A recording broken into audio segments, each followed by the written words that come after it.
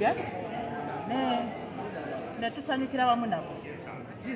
Mukazi mulungi nti gyenayogeddeko mu njogera yange saayogedde bigambo bingi nabayozayozezza okumala emyaka 10 batondawo omukago guno ne mbakubiriza bongere okukolera awamu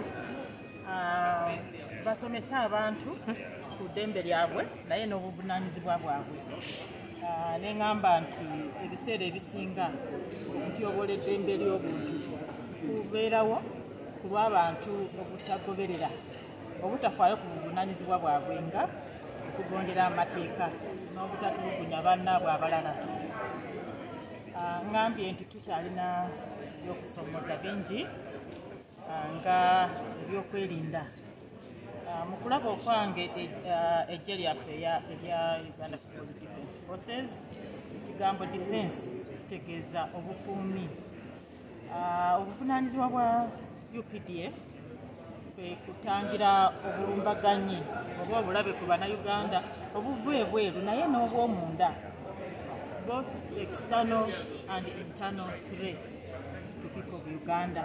Ng'ekyokulabirako kati ripooti zenfunye ziraga nti waliwo bannaffe abamu balinga oba kozesa ekigambo oba abalonde oba ab'enjawulo abalina eddembe n'omwaganya buli kaseera okulumba baliraanwa baabwe mu bukambwe ne babakuba ne babajjako ebyabwe n'okubatta ne babatta.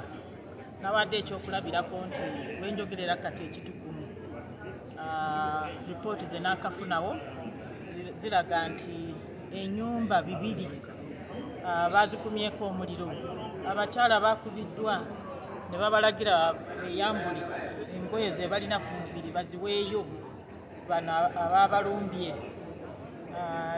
N'awalala kati nga ebulambuuli kaŋŋambe kyenkanyi disitulikiti zonna eziriraanye Karamojja ng'ogyeko Teeso yo sinafuna ripooti yonna eraga nti disitulikiti z'eteeso nazo zalumbiddwa, naye disitulikiti ey'ebulambuuli gyenzaalibwa abantu b'ebulambuuli mu disitulikiti mu gombolola 3 balumbiddwa, ente zaabwe ne zitwalibwa ne babakuba n'abakyala ne babambula engoye. Kyekimu ng'ekyabadde ekitukumu n'ekutwaliza awamu Acholi sub-region yonna n'ensomoza eggye lyaffe erya UPDF nti balina obuvunaanyizibwa nga bakolaganira wamu ne poliisi okukuuma abantu n'ebyabwe.